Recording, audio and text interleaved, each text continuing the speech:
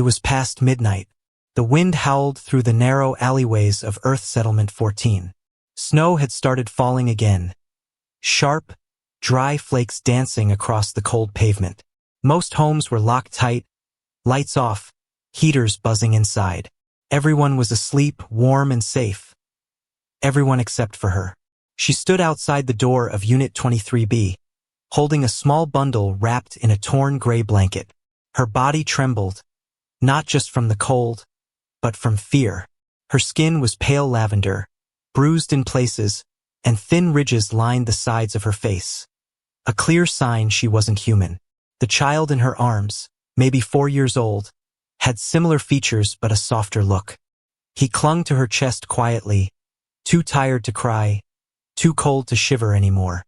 They didn't knock, not at first. The alien woman simply leaned her back against the metal wall near the door and sat down slowly, cradling her child close. Her eyes kept glancing at the door, waiting, hoping, but not expecting kindness.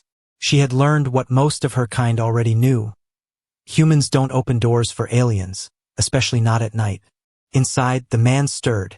Ryland Dorsey was a former colony engineer, mid-30s, quiet, lived alone since his transfer to Settlement 14. He wasn't used to interruptions. But something had woken him. Maybe the soft whisper of movement outside. Maybe a feeling. He checked the wall console. No alert. But he frowned and got up anyway, dragging a blanket over his shoulders. He opened the door just a little, enough to see shadows. Enough to feel the cold bite his skin.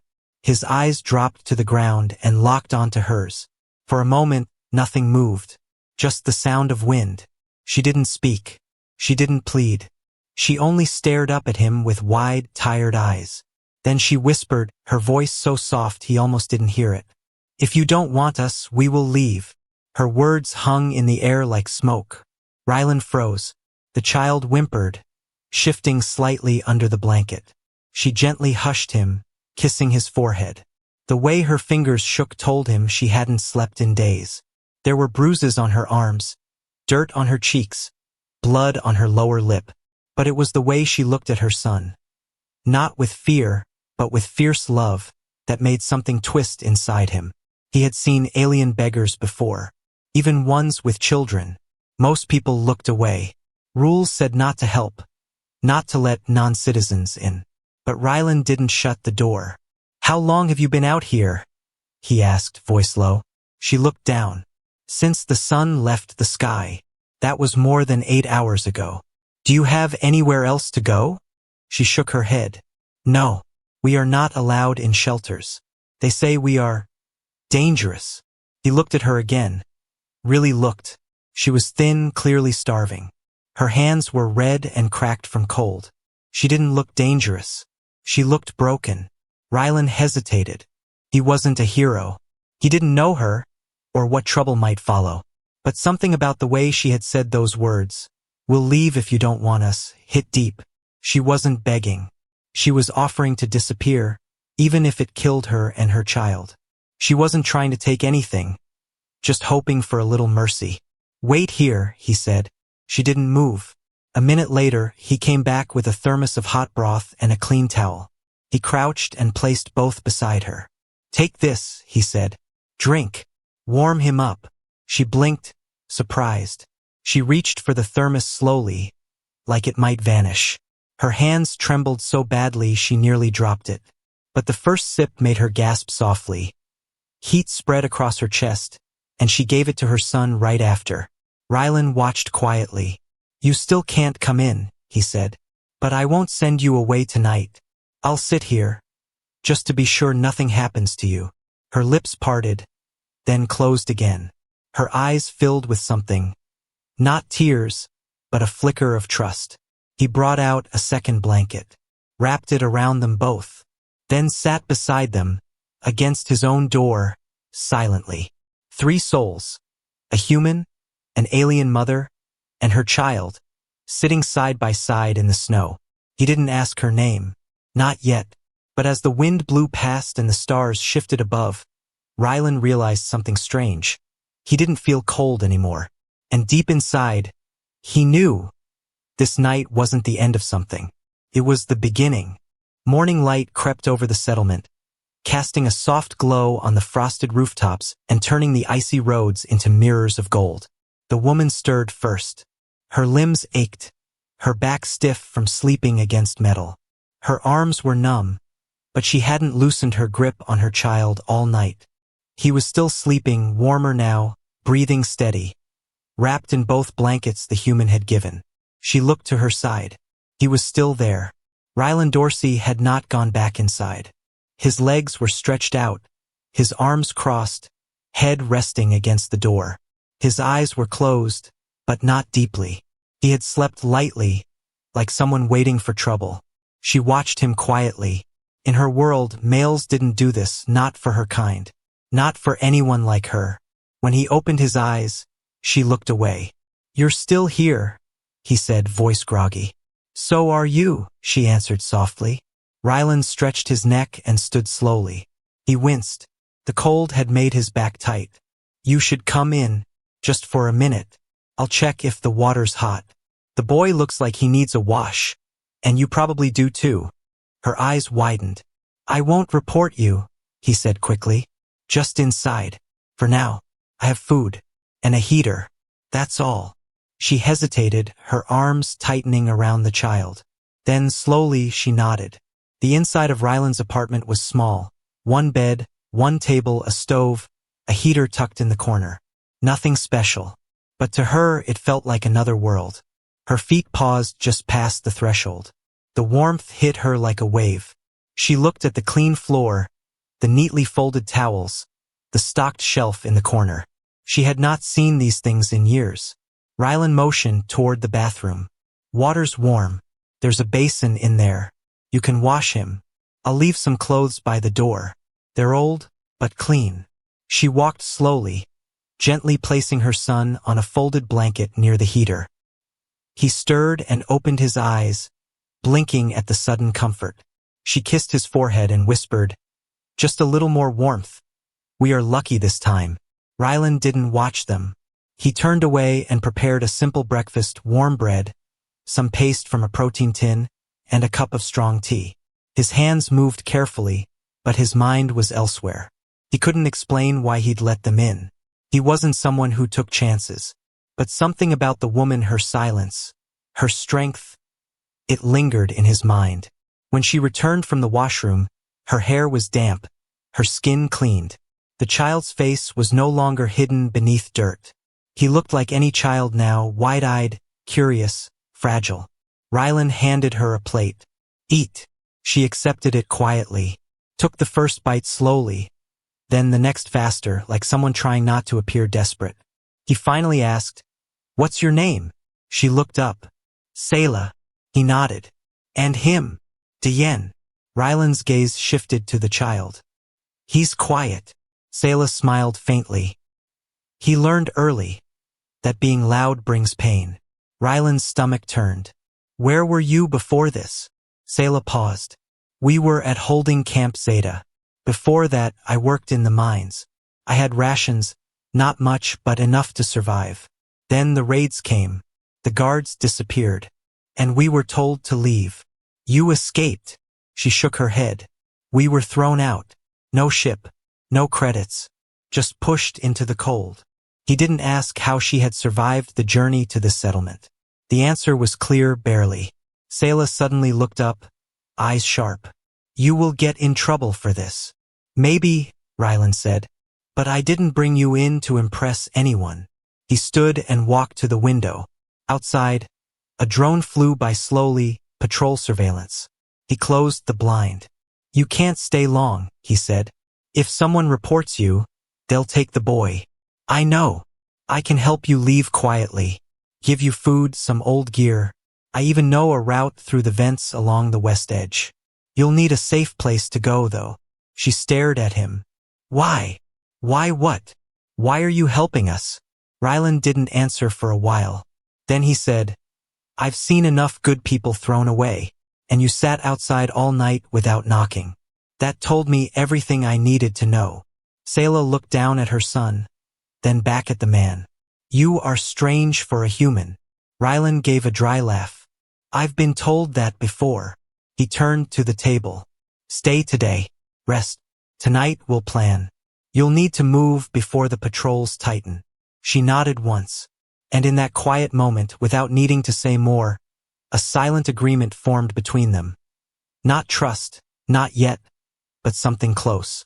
Something human. Snow had melted into mud by the next night, leaving dark trails across the settlement's alleys. The wind had died down, but tension still hung heavy in the air. Sayla sat by the small window, eyes tracking every patrol drone that hummed past. Her son, Diyen, was asleep in a nest of blankets beside the heater, his breathing soft and even. It was the first time in weeks he'd slept without twitching in fear. Rylan paced behind her, quietly packing supplies into a worn-out travel sack. Cans of food, filtered water, heat strips, an old map of the maintenance tunnels. Everything he could gather without raising suspicion. "You're sure about the west route?" Sayla asked without turning. "It's not safe," he replied. "But it's your best chance. The east gates are scanned. They'll pick up his DNA." She nodded. "We'll leave tonight." "No," Rylan said firmly. "Tomorrow. I need more time. The guard rotation changes. You'll have a window." She finally turned to face him. Her face looked calmer now, less raw, more focused, but her eyes still held shadows. He walked over and handed her a small device. "Signal jammer. Old tech, but it'll work for 5 minutes. Long enough to pass the outer sensor grid if you move fast." Sayla studied the device, then placed it carefully into her bag. "You could be jailed for this." "I know. And you still help. I already told you. I don't like seeing children afraid to sleep." She was about to respond, but a sharp knock rattled the door. They both froze. Rylan motioned for silence and approached slowly. The knock came again, not angry, not rushed, but official, precise. He peeked through the small security slit. A woman stood outside. Human. Uniformed. Security Division 3. Her face was unreadable, her hand resting casually on a stunner holstered at her side. "Stay here," Rylan whispered to Sayla, then opened the door just enough to speak. "Officer." The woman gave a polite nod. "Evening. Just doing a random sweep. We had reports of movement last night, near the west wall." Rylan forced a casual smile. "I sleep light. Probably nothing more than a raccoon." Her gaze lingered past him, eyes flicking toward the edge of the room. "Mind if I step in?" she asked, too politely. Rylan tensed. "I do, actually. Nothing personal. I just value my privacy." The officer raised an eyebrow. "Of course. Just protocol. Have a good evening." She turned and walked away, but didn't hurry. Every step was slow, deliberate. Rylan closed the door, then locked it. He turned to find Sayla already holding her son. Alert. "She suspects something," she said. "Maybe. You should not lie for me again. If they return, I'll handle it." He cut her off. "You're not leaving tonight. That confirms it." She looked like she wanted to argue, but held back. That night, no one slept. Around 2 a.m., Rylan stepped outside and sprayed thermal fog over the exhaust vent near his door. A trick he learned during a systems blackout 2 winters ago. It masked the warmth coming from inside. He didn't say why he did it, but Sayla understood. The next morning, they kept the lights off.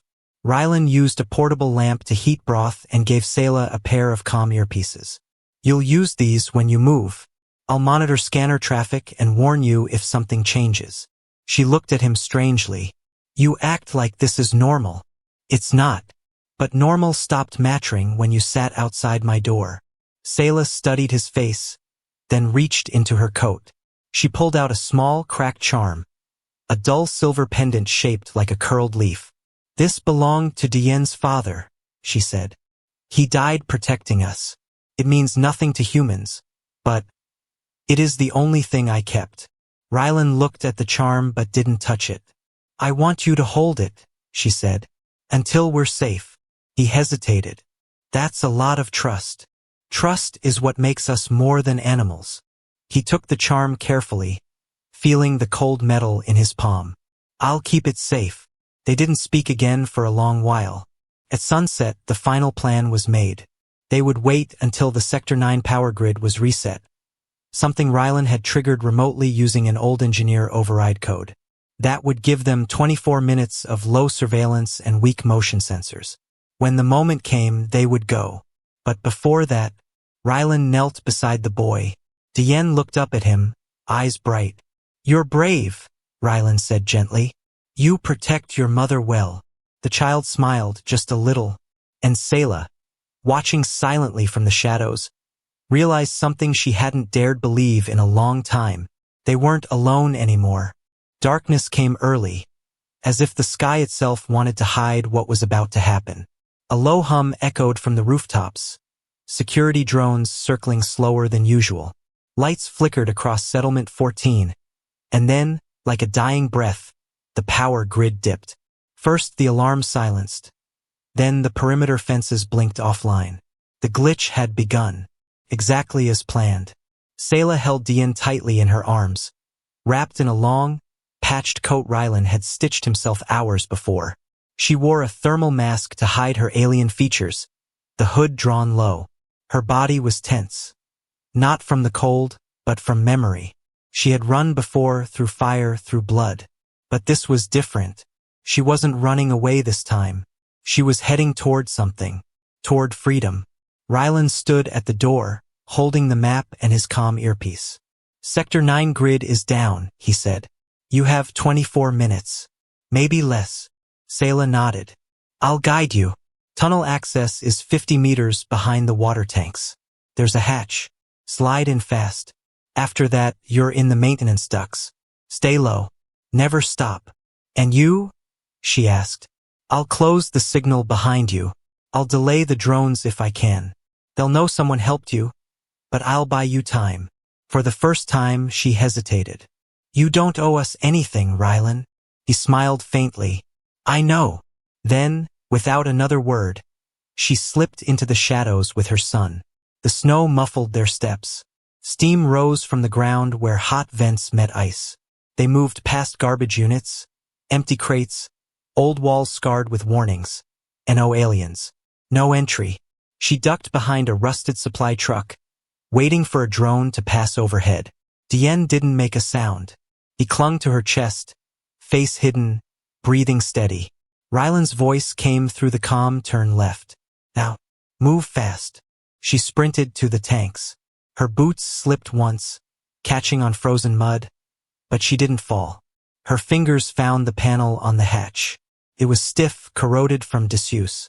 For one awful moment, it didn't budge. Rylan's voice was sharp. "Use the red bar.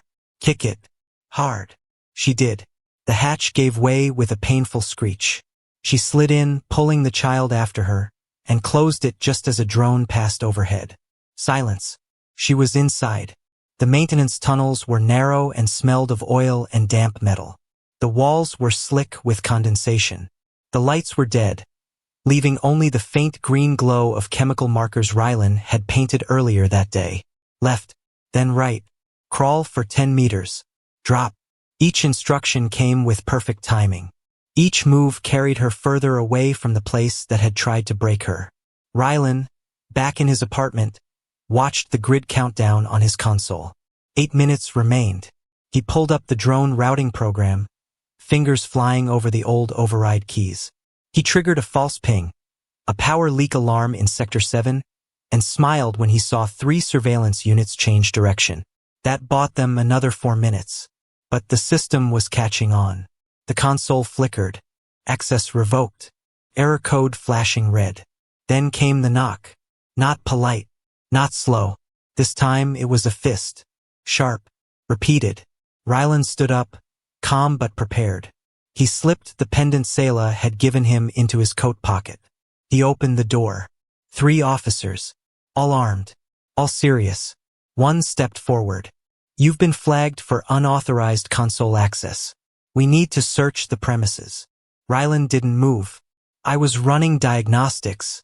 I'm an engineer." "You triggered a power leak alert in a disabled sector. System error." The lead officer stepped closer. "We'll check the logs." Behind them, a 4th officer was scanning the area with a heat reader. The walls were still warm. Back in the tunnel, Sayla was breathing hard. Her knees scraped raw. Her back ached. But she didn't stop. The next duct was vertical. A climb. She tied Diane to her chest using the blanket, whispered in his ear, then began to climb the metal rungs. Her hands slipped twice. Once, she nearly fell. But she caught herself. She reached the top, pushed open the rusted grate, and found herself staring at open air. Outside, the forest beyond the fence was just 10 meters away. Freedom. She dropped down and ran, vanishing into the trees. Back at the settlement, Ryland's hands were behind his back now, cuffs locked around his wrists. The lead officer checked the scanner again, frowning. No signs of alien life. Not anymore. Ryland didn't smile, didn't speak. He was staring at the floor. But in his mind, he saw them. Running through the dark, the child warm and safe in her arms. And for the first time in years, he felt no regret. The forest wasn't silent. It breathed. It creaked and whispered with every step they took, branches swaying like old hands pointing in every direction. Frost cracked under Sayla's boots. Her arms ached from holding Diane. Her back throbbed from the climb. But her heart beat steady, stronger than before. They had escaped. Almost. She had no map now, no voice guiding her. Just instinct, and a child pressing his face to her neck, his body shaking each time a sound came too close. The sky was dark. No stars. Just a wide gray sheet of clouds threatening snow. They couldn't stop yet. Not until they were deeper into the trees. She walked without speaking, boots soaking with melting snow, eyes sharp. She had been hunted before. She knew what it felt like. The silence that grows too quiet, the cold that feels too close. She kept going. Hours passed. Maybe more. When her legs nearly gave out, she found a hollow between two massive roots. There, she knelt and laid Diane down on a patch of dry leaves. He was sleeping, but lightly, his breath fogging the air. Sayla curled beside him. Her fingers trembled, not from cold, from memory. She had done this once before. In another forest. On another world. That time, the human guards had found her. They dragged her by her hair, taken her voice for days, left her broken. This time, she had made it out. But not alone. She reached inside her coat and pulled out the small, ragged corner of Ryland's blanket she had torn before leaving. A piece of him. Proof he had been real.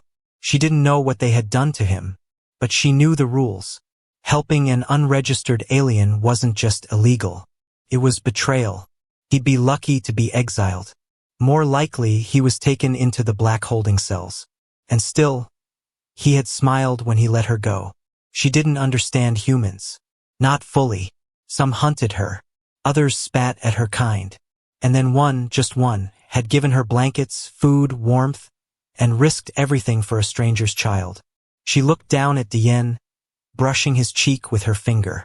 "We owe him more than thanks," she whispered. A snap echoed in the forest. Sayla froze. Another crack. Not wind. Not a falling branch. Footsteps. She rose to her knees slowly, eyes scanning the dark trees. She reached into her boot and pulled out a small bone blade. Not metal, not strong, but sharp. She crouched low, heart racing. Diane didn't stir. Then, a shape moved through the trees. Fast. Silent. Not human. It was taller, hunched, armored in natural plating. Its limbs clicked as it moved, and its eyes glowed dull amber in the dark. Sayla's breath caught. A tracker. They had followed her. But how? She stepped forward, drawing its attention away from her child. She didn't speak. She didn't run.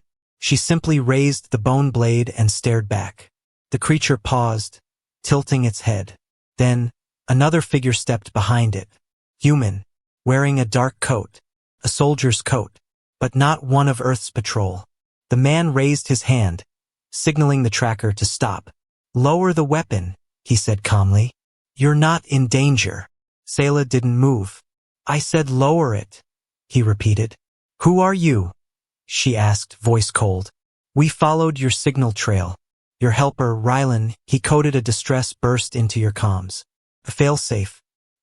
He thought someone might find you before the hunters did. Her fingers tightened. You arrested him. The man shook his head. No, he's alive. Hurt, but breathing. She blinked. He told us everything. About you. The boy. What they did in the camps. He refused to give you up. Even under pain. The soldier's jaw clenched. He lost 2 teeth before we pulled him out. Why? Because not all of us serve the council, he said. Some of us, we remember what the old Earth Code said. About protection. About life. Sayla stared at the man, then at the tracker. Is it with you? Yes. It's not council-made. It's bonded. Free. Like you. She slowly lowered her weapon. The soldier approached and knelt beside Diane. He touched the boy's shoulder gently. He's warm. That's good. Where will we go? There's a place across the mountain ridge. Deep forest. Hidden. No scans. No drones. We shelter the ones Earth forgot. You'll be safe. Sayla stepped back, unsure. Or, he added, you can keep running. But the snow's coming. You won't last another night. She looked down at Diane. His eyes had opened now just barely. He looked up at the soldier. And didn't cry. She exhaled slowly. Then take us, she said. The soldier nodded. Then tapped the tracker's shoulder. It turned and began clearing a path through the trees. And as Sayla followed, holding her son close, a new kind of fear crept into her chest. Not fear of death, but fear of hope. The mountain path was steep, winding through black pine and frost-laced stone. Each step crunched underfoot, a reminder that the cold was no longer just outside. It was crawling beneath the skin. But they pressed on, silent, moving single file through the trees. Sayla walked near the front, Diane wrapped tightly to her chest, his face hidden beneath the last dry scarf she had. Behind her walked the human soldier, the one called Bran, and his tracker, a creature of bone and chitin, sniffing the air, scanning the dark. They had been walking for 2 days. Nights were the worst. No fires, no lights. Just thick blankets shared between them and silence so deep it pressed into the lungs. Diane slept often but uneasily. Each time he whimpered, Sayla whispered stories in his ear. Stories of stars that sang, of rivers that remembered names. She didn't know if he understood, but the rhythm calmed him. Calmed her. Bran spoke little. He had given Sayla space, only checking on them when she slowed or swayed too far to one side. But on the 3rd morning, as the trees thinned and snow began to fall in flakes the size of leaves, he finally spoke. You were marked, weren't you? Sayla didn't answer. Back in the camps, he added. Your kind. They burn a number into the spine. Branding. So they can track you even after release. Her jaw tightened. I removed mine.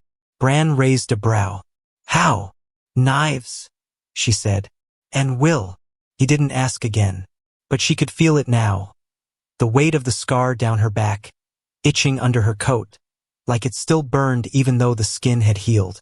They always said the mark was for security, but Sayla knew better. It was a chain, a leash, a message. You are not one of them. Not really. Around midday they came to a high ridge. Below stretched a valley, shielded by rock and deep evergreen. Smoke rose faintly from somewhere within, thin and white. Not enough to signal, just enough to survive. Bran pointed. That's it. The haven. Sayla stared at the smoke for a long time. How many? She asked. Not many, Bran said. But enough. We have medics, water, old tech, solar cells. We built what we could from what the council threw away. She said nothing, just nodded once. Diane stirred and opened his eyes, blinking at the brightness. He looked down the valley, and for the first time he smiled. By nightfall they reached the gates. A half-buried cargo freighter, rusted but still solid. The doors were welded into the rock face. When Bran approached, a narrow slit opened. A voice crackled from inside. Report. Bran. 1 alien, 1 child. No patrols. Tracker confirms no heat trails. The door slid open slowly. Inside, the air was warmer. Lights ran along the ceiling, yellow, gentle, soft on the eyes. People looked up as they entered. Some were human, some not. All wore patched clothes and quiet expressions. A young woman with braided hair stepped forward and knelt in front of Diane. "You've come a long way, haven't you?" she whispered.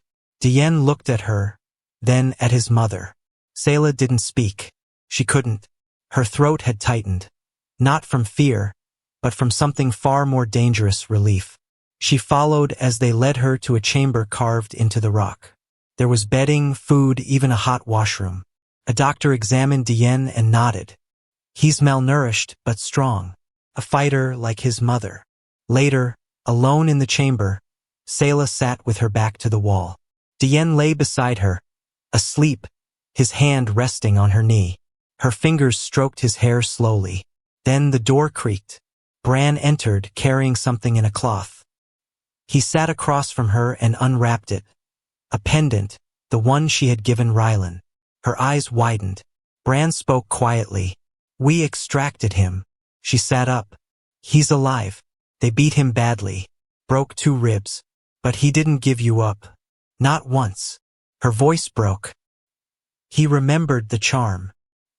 He said you told him it meant something." "It meant everything," she whispered. Bran handed it to her. "He asked us to return it to you. He said, if you're safe, then it served its purpose." She took the charm and held it against her chest, heart pounding. "He wants to see you," Bran added. "When he recovers. He asked if you'd come, when the time is right." Selah nodded slowly, eyes shimmering. "Tell him, I will." Bran stood, offering her a hand. She took it, and for the first time in her life, she didn't feel like a shadow in someone else's world. She felt seen, not as a fugitive, not as an alien, but as a mother, a survivor, and maybe, just maybe, something more. Wind rustled through the trees above the haven, carrying the scent of pine, soil, and distant firewood. The air was crisp but not cruel. Selah stood near the ridge, looking out over the valley where smoke curled gently from hidden chimneys, where laughter, small and cautious, echoed off the stones. It had been 13 days since she arrived. 13 days of stillness, warmth, and sleep without fear. Diane was stronger now. He played with the other children, half-breeds, humans, and even one synthetic girl with blinking eyes and soft silicone skin. He laughed more. He didn't flinch at every new face. He ran, and when he fell, he laughed instead of crying. Selah carried water jugs to the garden beds on the east slope. Her hands had cuts, but not from punishment, from working the soil. Felt strange, healing. She didn't speak much still. But her silence was no longer a shield. It was peace.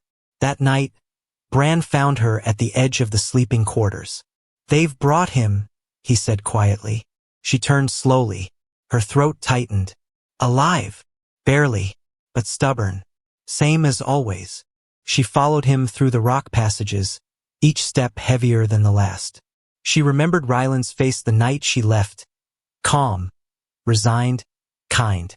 She remembered how he stood in the snow and said nothing, only watched her vanish into the dark.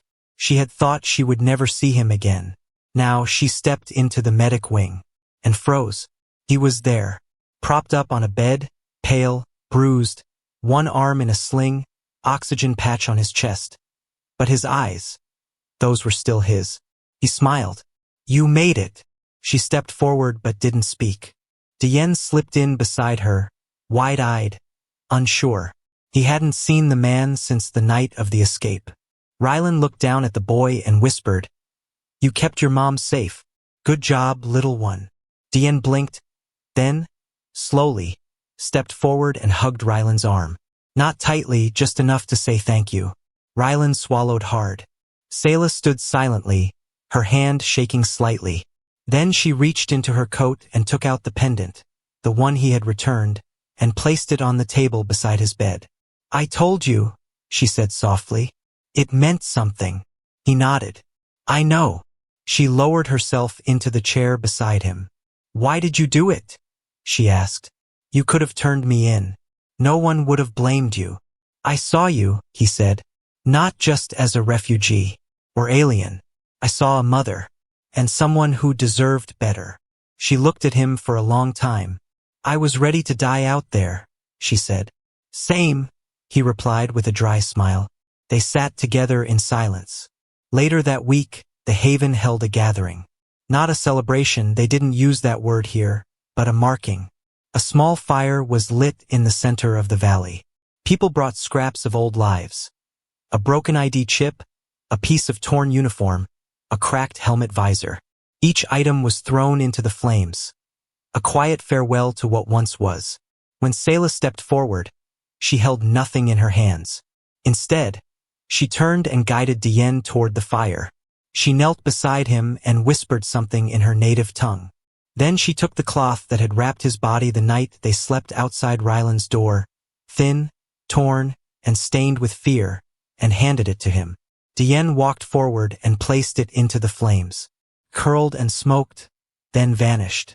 That was the moment they stopped being fugitives. That night, as they lay in the warmth of their quarters, Diane curled beside her. She whispered into the dark.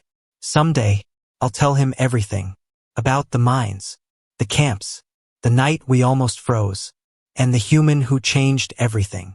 From the other room, Ryland stirred. He hadn't been strong enough to walk far, but each day he healed more.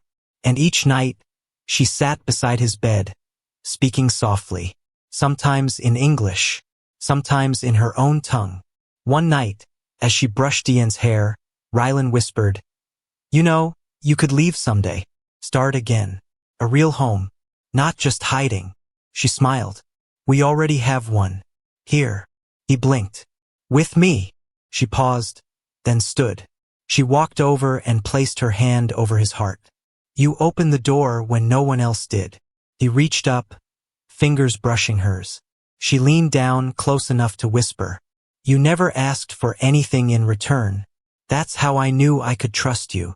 The room was quiet. Then she said the words that once terrified her more than anything else. We're not going anywhere.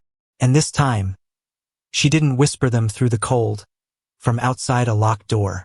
She said them warm, safe, and finally home.